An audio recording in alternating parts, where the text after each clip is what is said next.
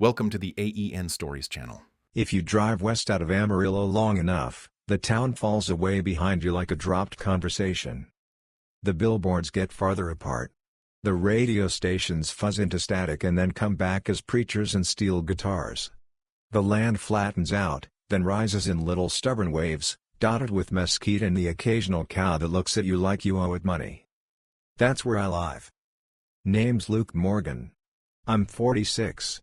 I own a spread of land out past where most folks bother to keep going, past the last gas station, past the turn back, no services sign, out where the wind doesn't ask your opinion before it starts making decisions. Depending on who you ask, I'm either Luke from the old Morgan place or that fool who stayed when everyone else sold to the oil boys. Both answers are true. I run cattle, fix fences, mend water lines, pray over sick calves, cuss at broken balers, and pretend like the weather and I are having a reasonable argument when it's really just doing what it wants. For a long time, I wasn't alone in this particular brand of crazy. I had Daisy.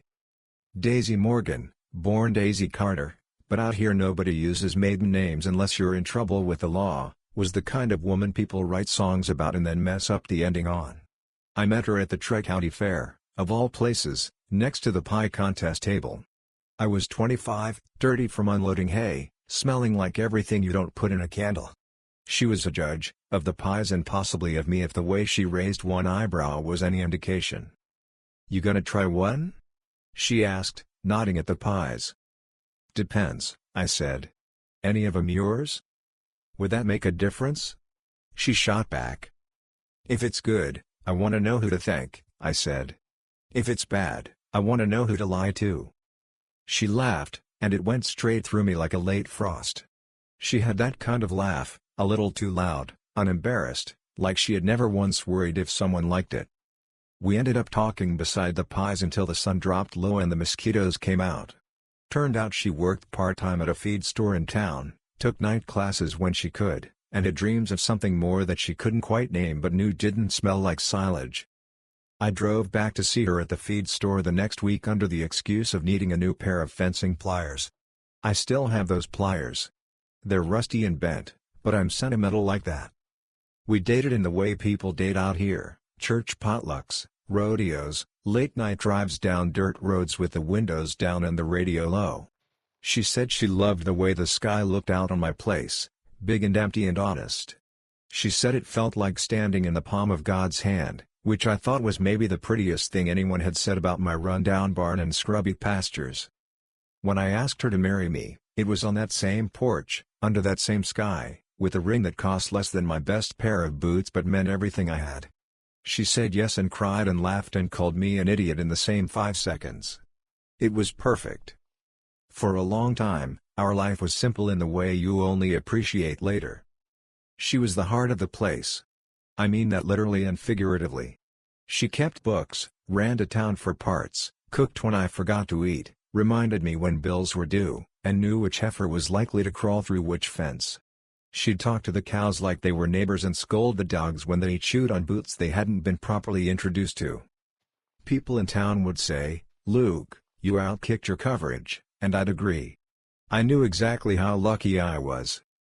When the drought hit one year and I thought about selling off half the herd and maybe the back 40, Daisy talked me off the ledge. "This land has seen worse," she said. "Your granddaddy made it through worse. We don't quit just because it's ugly." I believed her. I'd have believed her if she told me the sky was purple. So when things started to shift, I didn't notice right away. You never do. Storms don't just appear. Clouds gather little by little until you finally look up and realize the light's gone funny. It started with town trips. "We're out of hydraulic fluid," she'd say, grabbing the keys. "I'll go to Amarillo, get parts and groceries, be back by dark."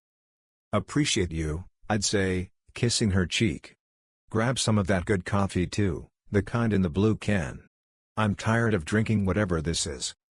"This whatever is the stuff you bought on sale," she'd remind me, rolling her eyes. "But I'll see what I can do." She'd be gone most of the day, roll back up the drive with the truck bed full of sacks and boxes, and life went on. Ranches run on town trips. Nothing strange about that. Then it became 2 trips a week. Then 3. Then, I'll have to stay over, Luke. The parts won't be until morning. Cheaper than running back and forth. Stay with your cousin? I asked. Yeah, she'd say, a little too quickly.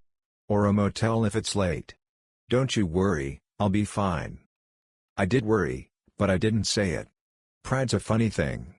You can wrestle a bull but choke on the word stay. The little changes stacked up. She started dressing up more for town. Not just clean jeans and a decent shirt, but perfume and earrings and that lipstick she used to cull her city war paint.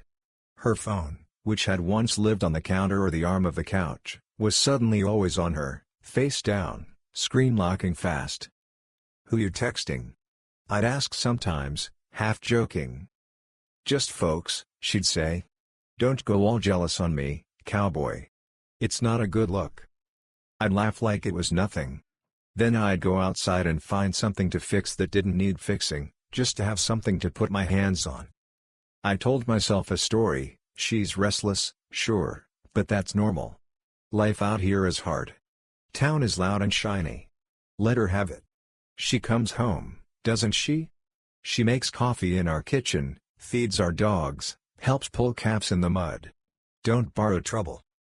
Then my buddy Cole came by one afternoon, and trouble stopped needing a loan. Cole runs the ranch over the ridge. We grew up together, shared a truck in high school, shared a broken arm once when we both thought we could ride the same steer. He's not the type to gossip.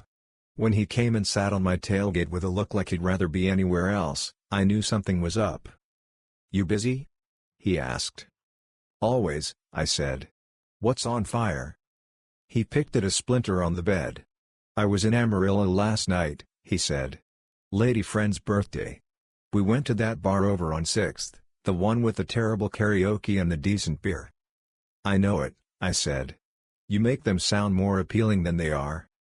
He huffed a laugh. Yeah, well. Anyway, I saw Daisy. Sure, I said. She said she was in town for parts. She wasn't in the parts store, he said slowly. She was at the bar. With the guy. Something went cold in my chest. Friend? I asked, knowing it wasn't. Didn't look friendly in the platonic way, he said. Tall fella. Boots too clean to be local. Expensive shirt, no calluses on his hands. That oil company, Lone Star, he had their logo on his jacket. Maybe he's a rep, I said, grasping at straws. They sell trucks and pipes to everybody out here. She could have been asking about Luke, he said gently. He had his arm around her. She had her head on his shoulder. They looked like a couple, not like two people pricing pipe. The wind hummed through the barn rafters behind us. A cow lowed in the distance. It felt like all the sounds on the ranch turned up and down at the same time. You sure? I asked, even though I knew Cole wouldn't be here if he wasn't. I wish I wasn't, he said. I thought about pretending I didn't see it. But then I thought about you, and this place, and I'd want to know. So. Now you know. What did she do when she saw you? I asked. Didn't, he said. I was at the far end of the bar. By the time I thought about saying something, they were heading out. I figured I'd talk to you first. I wanted to be mad at him. Shoot the messenger, like they say. But all I felt was tired. Tired, and a strange sense of déjà vu, like I'd been walking around with my boots untied for a while and had just now tripped. Thanks, I said. My voice didn't sound like mine. I appreciate it. Even if I don't. He nodded. You want me to stick around? Nah, I said. I got fences to check. He left. I didn't check fences. I went to the house, sat at the kitchen table, and stared at the grain in the wood until the sun shifted and the pattern changed. There's a part in every medical drama on TV where the doctor looks at the scan and says, "We knew something was wrong, now we know what." That's how it felt. The symptoms had been there. Now I had the diagnosis. She came home late. I heard the gravel crunch, the engine cut, the truck door slam. I stayed at the table. She walked in, smelling like town, perfume, fryer oil, and something I didn't want to identify. Hey, she said, setting bags down. Got your fluid and filters. Traffic was. Don't, I said. She froze. Don't what? Don't lie, I said. Not tonight. I'm too tired. She stood there, still holding her keys. You going to tell me what this is about, she said slowly, or are we doing cowboy riddles? Cole saw you, I said. Last night. In Amarillo. At the bar on 6th. Her face didn't move for a heartbeat, then her jaw tightened. Cole should mind his own business, she said. He said you weren't alone, I went on.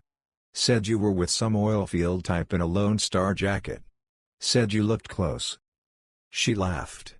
It wasn't her usual laugh. This one was sharp, brittle. So now we're taking bar reports as gospel? She said. What, you think I can't have a drink with someone without a committee meeting? I think you've been going to town more than any ranch wife I know, I said. I think your phone's become a permanent attachment. I think you come home smelling like a life that doesn't have any dust in it. And now I think you're not just buying parts up there. Tell me I'm wrong. Please. She dropped the keys on the counter so hard they bounced. You know what I'm tired of, Luke? She said. I'm tired of smelling like cows. I blinked. Excuse me?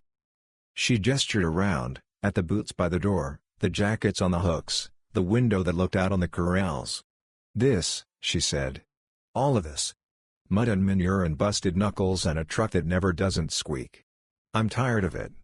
I'm tired of the same 4 walls and the same 2 restaurants in town and the same 3 topics of conversation at church. You used to say you loved it, I said, hearing how pathetic that sounded even as I said it. I used to love you, she said. That landed like a slap. And maybe I love the idea of all this. But ideas and reality aren't the same. I don't want to die out here never having seen anything else. There's plenty else to see from this porch, I said quietly. She shook her head, laughing that brittle laugh again. You think the sky is enough, she said. It's not. Not for me. Not anymore. So this oil man, I said. He's your ticket out? He can give me a better life, she said bluntly. A house that doesn't shake in the wind. Floors that don't track mud. Trips that don't involve feedlots. I'm not going to apologize for not wanting to spend the rest of my life smelling like a feed store. You married a rancher, I said. Smell came with the package. I thought I could live with it, she said. I was wrong. We stared at each other across the kitchen, 2 people who'd once shared everything and now couldn't even share space. You could have just said you were unhappy, I said. We could have, I don't know. Done something. Talked. Instead you sneaked around like a teenager with a fake ID. You don't fix this with a new paint job, she said. We are the problem, Luke. You and me. This life. That man, she didn't say his name, but she didn't have to, is offering me something else. And what is he offering you exactly? I asked. Besides a bar stool and a better shirt? A way out, she snapped. You think I'm going to stay here and watch us go broke because you won't sell to the oil companies? They're going to drill this county dry whether you like it or not. Might as well be on their side. I felt something inside me crack. Maybe it was the last piece of the picture I'd been holding onto. I won't be on their side by cheating my own land, I said. Or my own name. She grabbed her bag.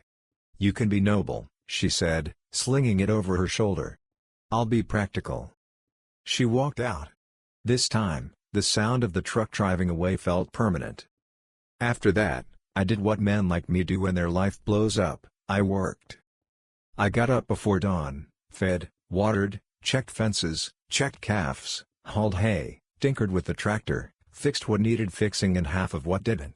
I came in only when the dark made it impossible to see a post from a cow. At night, instead of climbing into the bed we'd shared, I dragged a sleeping bag out to the barn and laid it on a couple of old horse blankets in the corner. The barn smells like hay and animals and oil. It also smells like every version of myself I've been since I was old enough to throw a saddle on a horse. Somehow, it felt more honest than the house. The guys at the feed store started giving me those looks. You know the ones, half pity, half curiosity. Nobody said anything direct. Out here we don't ask a man's business unless it's your fence he's cutting through. But I saw it in their eyes, they heard. They knew. That hurts in a different way. I moved like a ghost through my own routines. On the outside, things looked normal enough. Cows ate grass, what little we had tried to grow, the truck burned oil. Inside, it was like somebody had turned the volume down on everything I cared about. Then one night, I was sitting on an overturned bucket in the barn, nursing a beer that had gone warm without me noticing, staring at the dust motes in the slant of a work light. The wind had kicked up outside, rattling the tin roof. A gust blew in through the cracked door, swirling dust around my boots.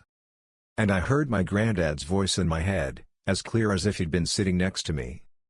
"This land's seen more than you, boy," he used to say. "It's seen drought, flood, war, fools, and lucky breaks. It was here before you, it'll be here after you. You get to decide if you're part of its story or just a name on an old tax record." I looked around that barn, at the old rope hanging on the wall, the branding irons, the scar on the post where a young bull had tried to take the whole place down, and it hit me, stupid and simple. This land has survived worse storms than my love life. It'll survive her too. And so will I. The thought made me snort a laugh I hadn't heard from myself in weeks. It also made something else click. If Daisy was truly gone, to the city, to the oil man, to her better life, then I needed to know exactly what she'd taken with her. The next morning, instead of starting with feed, I started with paperwork. Ranching, despite the romantic image of open skies and horses, is about as glamorous as tax prep. There's a mountain of documents for every acre and animal, land deeds, loan agreements, equipment notes, grazing leases, water rights. I keep most of it in an old metal filing cabinet in the room we jokingly call the office, which is really just where the computer lives and junk mail goes to die. I started going through the files. Most of it was what I expected: mortgage notes, old tax returns, the deed with my name on it, inherited from my dad, who inherited it from his. But in a folder near the back, one I didn't remember labeling, I found something that did not belong. Documents. Fresh-looking ones. Property transfer forms. Draft deeds. Right on top was a copy of a warranty deed I had never signed. According to the printed text, Luke Morgan, a married man, accurate so far, was transferring the primary parcel of Morgan Ranch, house, barn, corrals, main pasture, to one Michael R. Harlan. I didn't know the name, but I recognized the company typed under it, Lone Star Exploration LLC.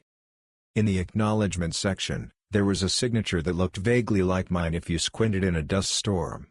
Below that, the notary stamp from some office in Amarillo. My stomach clenched.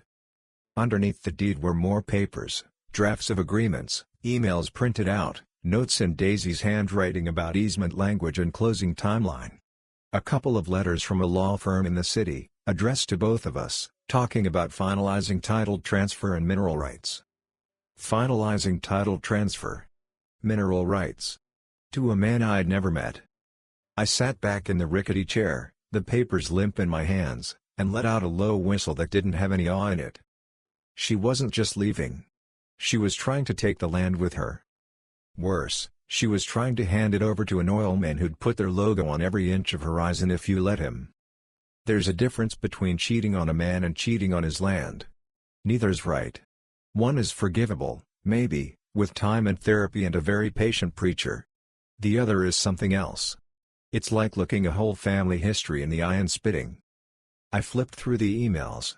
A few hadn't been intended for my eyes.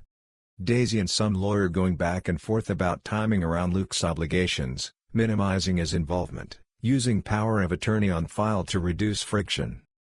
Power of attorney. Years ago, when my dad got sick, we'd done some paperwork so I could sign checks and documents for him. When Daisy and I bought the new tractor and had to go through a mess of bank forms, I'd sign one giving her limited power of attorney for certain financial matters. At the time, it felt like trust. Now it looked like a crowbar. I could have sat there and stewed. I could have marched into some lawyer's office and blustered. I could have gone into town and gotten drunk enough to ride a mechanical bull badly. Instead, I did what Daisy always underestimated about me, I thought. Out here, we have a love-hate relationship with the county courthouse. It's where you go when someone's fence line is a little too ambitious, when water rights get muddy, when someone dies, or when cousins marry without telling anyone they share grandparents. It's also where land gets recorded. Publicly. Public is the key word. If there was an attempt to change the deed on my place, it had to go through the county recorder's office. And if there's one thing I know about rural counties, it's that the people who work in those offices know everyone's business and keep receipts like their lives depend on it. I drove into town the next day, papers in a folder on the seat beside me. No music, just the sound of the engine and the wind. At the courthouse, the clerk, a woman named Patty who'd known me since I was long-legged and awkward, looked up from her screen. "Luke," she said. "You finally getting around to updating that brand registration? I told your daddy what happens when you let those things lapse." "Got a different question," I said. "Can you check if there's been any filings on my land? Morgan Ranch, parcel ending in 327? Her eyebrows did a little dance. "Why?" she asked. "Call it an itch I need to scratch," I said. "I'll owe you a pie." She didn't ask more. She's a professional gossip, but she's also professional. She typed, clicked, squinted. "Well," she said after a minute. "Looks like there's been some activity, yeah. A deed was submitted last week. Not fully recorded yet. Pending judge's acknowledgement." She turned the screen toward me. There it was, the deed I'd found. Same Lone Star man. Same partial transfer of mineral rights. Same forged version of my name. "Did I sign that?" I asked, keeping my voice level. "Did you?" She shot back, one eyebrow up. "No," I said. She pursed her lips. "That's not great," she said. "You want a copy?" "Please," I said. "And tell me, what has to happen before that becomes official?" "County judge has to sign off," she said. "Mostly a formality. He checks that paperwork's in order, that signatures match what we have on file, then it gets stamped and recorded. That hasn't happened yet. He's out at some conference until Monday." "So right now," I said, "this is what? In limbo?" "In a pile," she said dryly. "Which is limbo with more dust." I thanked her, took the copies, and walked out onto the courthouse steps. The sun was bright. Trucks moved slow down Main. Old men sat on a bench in front of the cafe, doing what they do best, watching. I thought about Daisy saying, "The lawyers will take care of it." I thought about some slick oilman in a starched shirt thinking my land was already half in his pocket, just waiting on a stamp from a bored judge.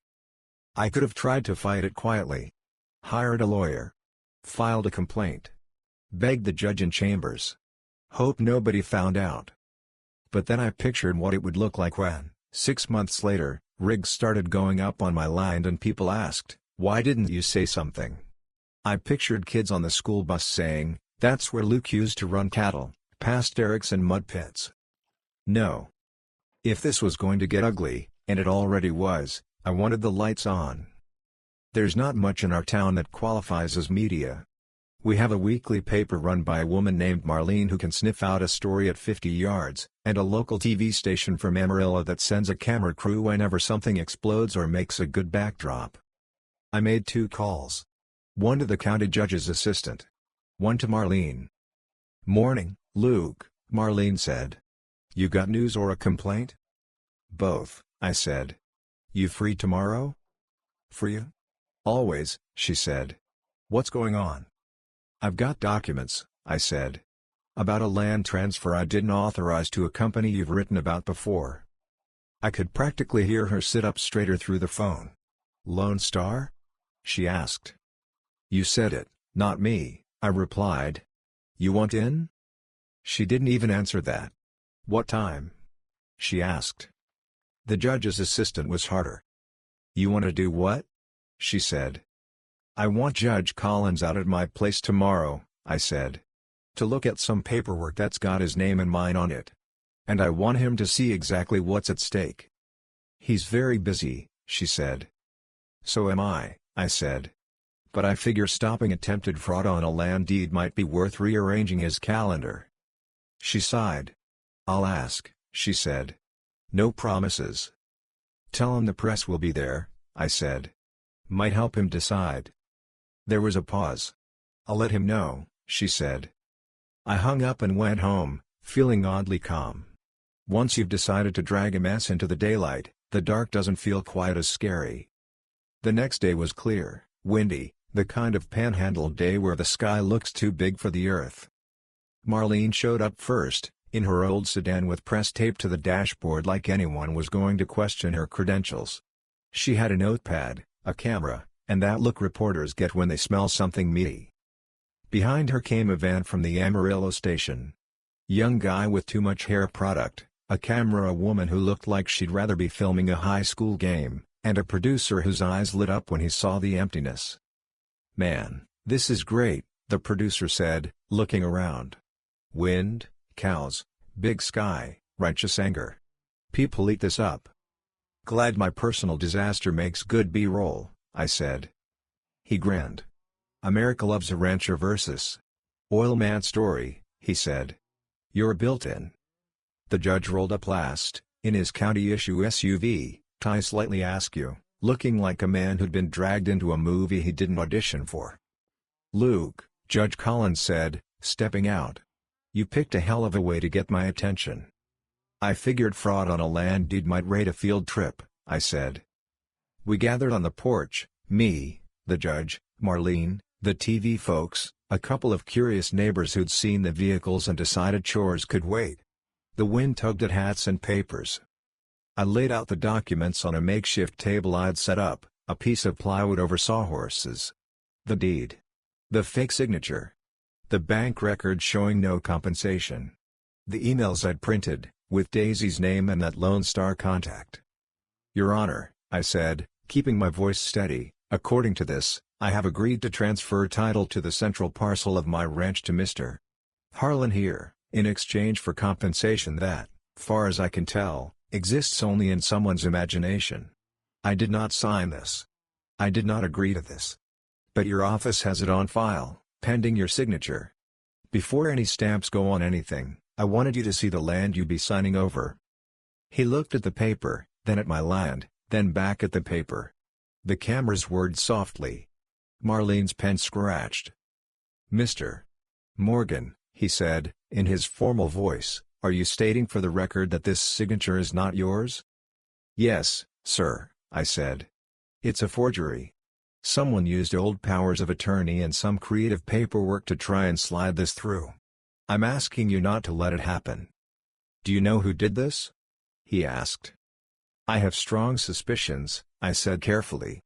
"My soon-to-be ex-wife, Daisy, has been corresponding with Lone Star representatives about this. I've got emails from her to their legal team. She thought their lawyers would cover her tracks. Looks like they almost did." A murmur went through the little crowd. The camera guy glanced at his producer, who nodded, excited.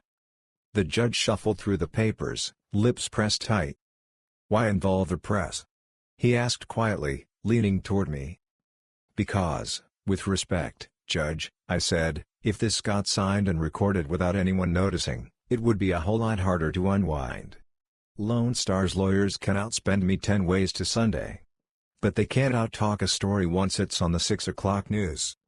He studied me for a second, then let out a long breath.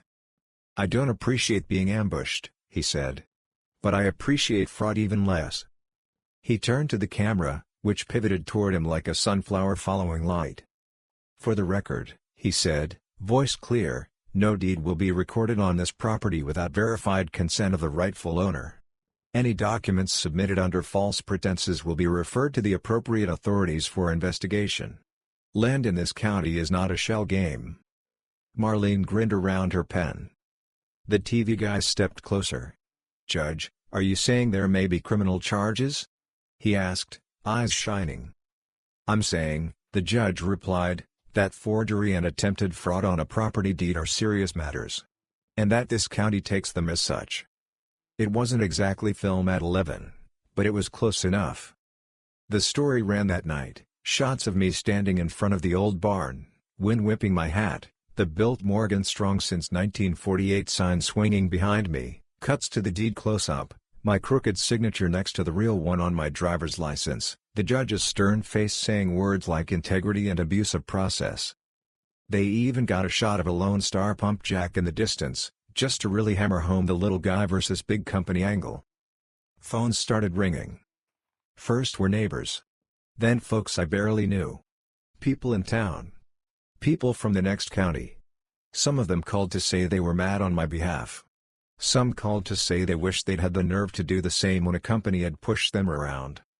A day later, the calls from lawyers started. Mr. Morgan, I represent Lone Star, click. Mr. Morgan, our client would like to resolve this quietly, click. Patty from the courthouse called, half apologetic, half impressed. They sent a whole team down here asking about the deed, she said.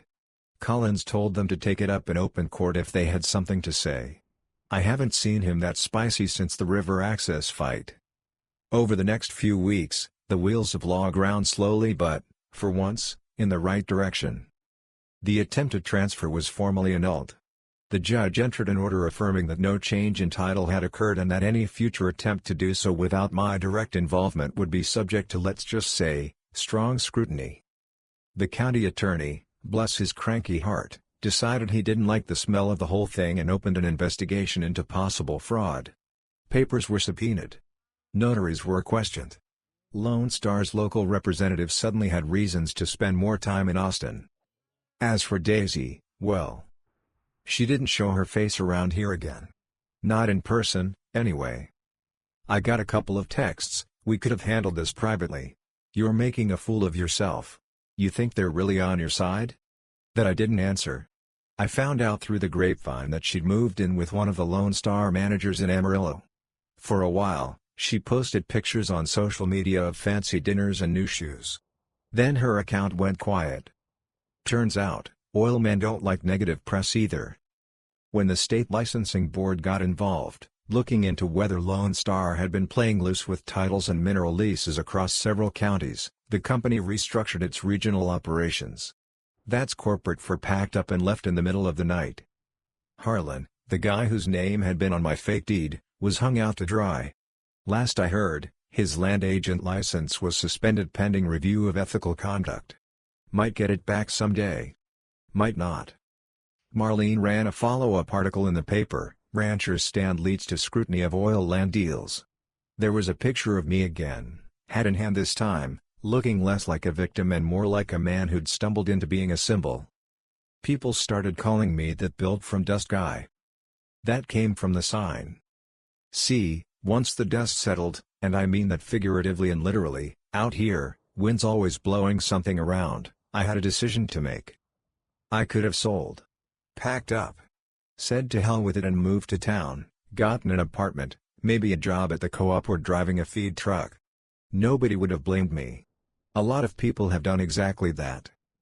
But every time I entertained that thought, I'd look out at my pastures, sparse but stubborn, dotted with cows that had more personality than sense, and I'd hear my granddad again, "You get to decide if you're part of its story."